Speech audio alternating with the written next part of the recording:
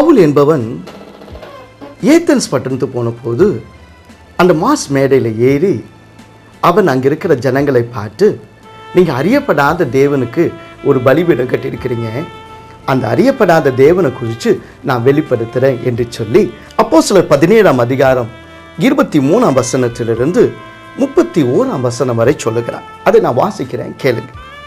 எப்படி என்றால், நாம் சுற்றி திரிந்து உங்கள் ஆராதனைக்குரியவர்களை கவனித்து பார்த்தபோது அறியப்படாத தேவனுக்கு என்று எழுதியிருக்கிற ஒரு பலிபீடத்தை நீங்கள் அறியாமல் ஆராதிக்கிற அவரையே நான் உங்களுக்கு அறிவிக்கிறேன்.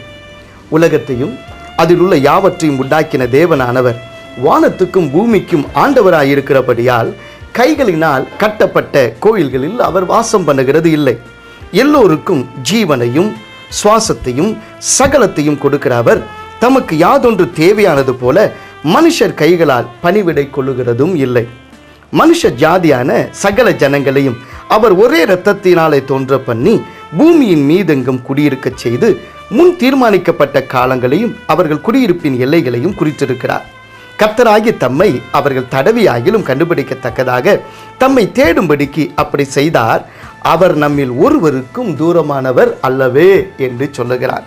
கர்த்தருக்கு ஸ்தோத்திரம். இன்னும் ஒரு வார்த்தை சொல்லும்போது, நாம் தேவனுடைய சந்ததியாராய் இருக்க மனுஷருடைய சித்திர வேலையினாலும் யுக்தியினாலும் உருவாக்கின பொன் வெள்ளி கல் இவைகளுக்கு தெய்வம் ஒப்பாய் இருக்கும் என்று நாம் நினைக்கலாகாது.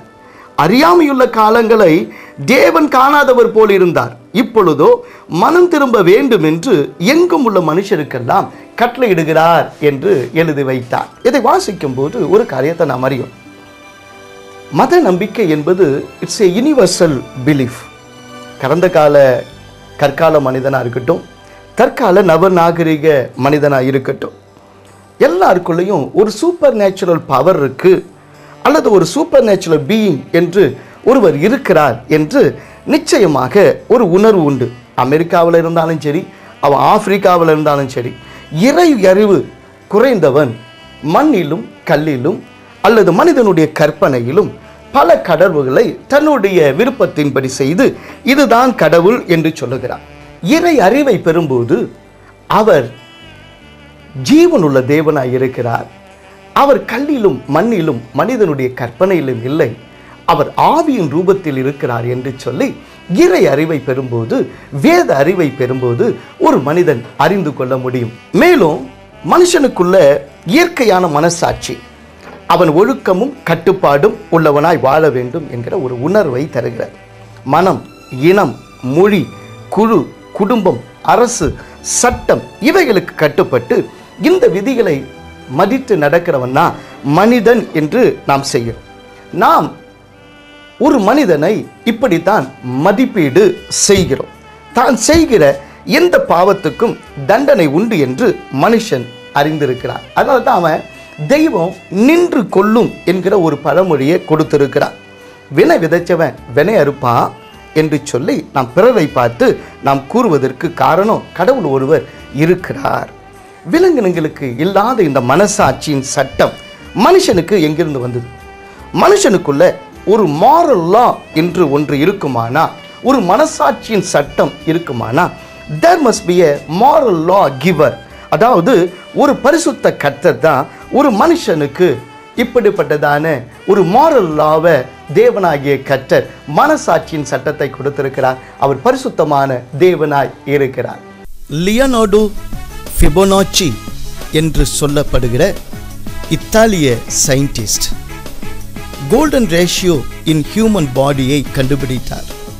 அதாவது மனிதனுடைய ஒவ்வொரு உடல் உறுப்புகளின் அளவுக்கும் அதை தொடர்ந்து வருகிற உறுப்புகளின் அளவுக்கும் ஏதோ ஒரு சம்பந்தம் இருக்கிறது, சரியான விகிதத்திலே அது வகுக்கப்பட முடியும் என்று கண்டுபிடித்தார். நீளமான உடல் பாகத்தை குறைவான இன்னொரு பாகத்தால் வகுக்கும் போது அது சரியாக 1.618 வருவதை அவர் கண்டுபிடித்தார். அதை கண்டு இன்றைக்கு இருக்கிற ஆர்டிஸ்ட்ஸ் எல்லாம் ரொம்ப ஆச்சரியப்படுகிறார்கள். உதாரணமாக மனிதனுடைய தொப்புள் முதல் பாதம் வரை ஒரு யூனிட் அளவு என்று எடுத்துக்கொண்டால் மனிதனுடைய உயரத்தை நாம் அதால் வகுக்கும் போது 1.618 அது வருகிறது. மணிக்கட்டு முதல் முழங்கால் வரை 1 யூனிட் என்று எடுத்துக்கொள்வோமானால் விரல் நுனி முதல் முழங்கை வரை அது 1.618 ஆக வருகிறது.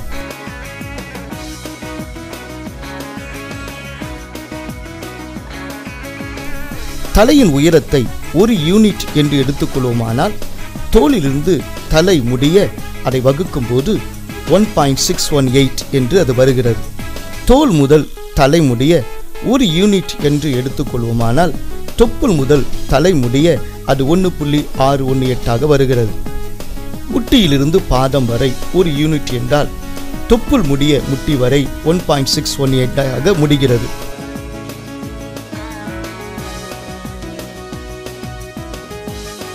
மேல் 2 பற்கள் 1.618 ஆகவும் பக்கப்பல்லின் உயரம் 1 யூனிட் ஆகவும் உள்ளது.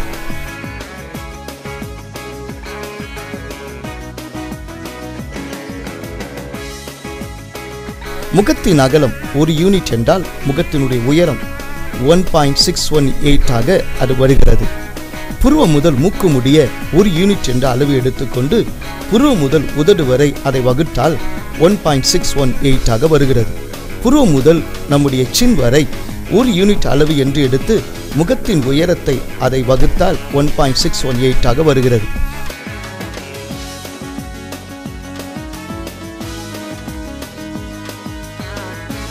மூக்கின் அடி அளவு 1 யூனிட் என்றால் வாயினுடைய அளவு 1.618 விகிதமாக வருகிறது. ஒரு மூக்கின் துவாரத்தை 1 யூனிட் அளவு என்று எடுத்துக்கொள்வோமானால் 2 மூக்கினுடைய துவாரத்தையும் இணைந்து அதில் உள்ள டிஸ்டன்ஸை நாம் வகுக்கும் போது 1.618 வருகிறது. கண் புருவத்திற்கு இடையில் உள்ள அளவு 1 யூனிட் என்ற அளவை நாம் எடுத்துக்கொள்வோமானால் 2 கண்களுக்கு இடையில் இருக்கிற அந்த தூரத்தை நாம் வகுக்கும் போது 1.618 ஆக வருகிறது. இப்படி ஒன்றுக்கும் ஒரு தொடர்பு சரியாக ஒவ்வொரு மனிதனுடைய சரீரத்திலும் இருக்கிறது என்று சொன்னால் அதற்கு சரியான அளவிட்டு ஒவ்வொரு மனிதனுடைய சரீரமும் படைக்கப்பட்டிருக்கிறது என்று சொல்லி நாம் காண்போமானால் அதை படைத்தவர் எத்தனை ஞானம் உள்ளவர், மனிதனை படைத்தவர் எத்தனை ஞானமாய் மனிதனை படைத்திருக்கிறார். இந்த அனனியா, மீஷாவேல், அசரியா என்பவங்க ஏன் இந்த நேபுகாத் நேச்சார் நிறுத்தின 60 முழம் உயரமான பொற்சிலையை பணிந்து கொள்ளவில்லை என்று சொல்லி நீங்க கேட்பீங்க. கர்த்தருக்கு ஸ்தோத்திரம் உண்டாகட்டும். தானியேல் 3வது அதிகாரம் 1ஆம் வசனத்துல அவன் அதை ஏற்படுத்தி அவன் கொண்டு வந்து நிறுத்தி 60 முழம் உயரம் 6 முழம் அகலம் என்று சொல்லி 6 வாத்தியங்கள் வாசிக்கும் போது அந்த நாளில் அவருடைய ராஜ்யத்தில் உள்ள எல்லாரும் வந்து அதை பணிந்து கொள்ள வேண்டும் என்று அவன் கட்டளையிட்டிருக்கிறான். முதல் ஒன் வேர்ல்ட் கவர்மெண்ட், முதல் உலக கவர்மெண்ட் என்று சொல்லி இந்த நேபுகாத் நேச்சார் தான் கொண்டு வருகிறான். நல்லா கவனிச்சு பாருங்க. அந்த சிலையில 60 முழம் உயரம் 6 முழம் அகலம் 6 வாத்தியங்கள் என்று வரும்போது ஆட்டோமேட்டிக்காக 606 வருகிறதை நீங்கள் பார்க்கலாம்.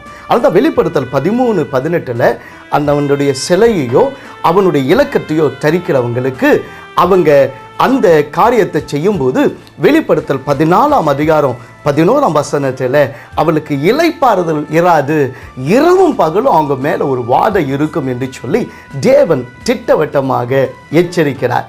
கர்த்தருக்கு ஸ்தோத்திரம் உண்டாகட்டும். பிரெஞ்சு ஆர்கியாலஜிஸ்ட் ஜூல்ஸ் ஆப்பர்ட் என்பவர் இந்த பாபிலோன்ல இதனுடைய சிலையினுடைய அடிப்பிடம் இருக்கிறதை அவர் கண்டுபிடித்து எடுத்திருக்கிறார்.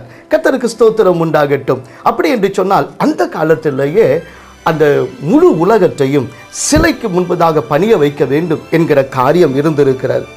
என்னாகமம் 21வது அதிகாரத்தை வாசித்து 7ஆம் வசனத்திலிருந்து 9ஆம் வசனம் வரை வாசிக்கிறவங்க சில சொல்லுவாங்க, கர்த்தர் தானே மூசைக்கு ஒரு சர்ப்பத்தை வெண்கல சர்ப்பம் செய்ய வச்சு அதை பார்க்க சொன்னார், அதை பார்த்தவங்க பிழைத்து கொள்ளுவாங்கன்னு சொன்னார். அதே போல தானே சிலைகளை நாங்கள் நம்புகிறோம், அப்போ சிலைகளை கும்பிட்றதுல என்ன தப்பு என்று சொல்லி ஒருவேளை நீங்கள் கேட்கலாம்.